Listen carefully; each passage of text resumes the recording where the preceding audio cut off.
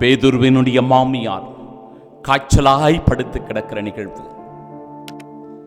சில நேரங்களில் நாமும் கூட இப்படி படுத்த படுக்கையாக கிடப்போம், ஆதரவற்று கிடப்போம், அனாதைகளாக கிடப்போம். நம் பிள்ளைகள் நம்மை கைவிட்டு விடுவார்கள். இந்த முதிர்ந்த வயதிலே நமக்கு என்ன செய்வது என்று தெரியாமல் நாம் திகைத்து போயிருப்போம்.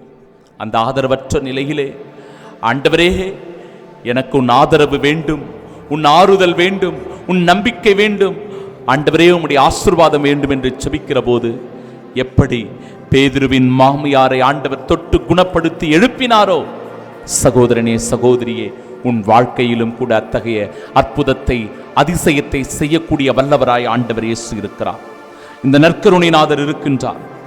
ஆம், மத்தேயு நற்செய்தி 8வது அதிகாரம் 15வது இறைவார்த்தையில், இயேசு அவரது கையை தொட்டதும் காய்ச்சல் அவரை விட்டு நீங்கியது, அவரும் எழுந்து இயேசுவுக்கு பணிவிடை செய்தார் என்று இறைவார்த்தை சொல்லுகிறது.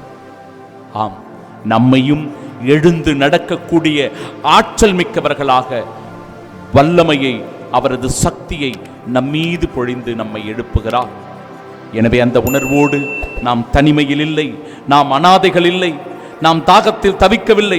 தன் ஜீவ தண்ணீரினால் நமக்கு ஆண்டவர் வாழ்வு கொடுக்கிறார்.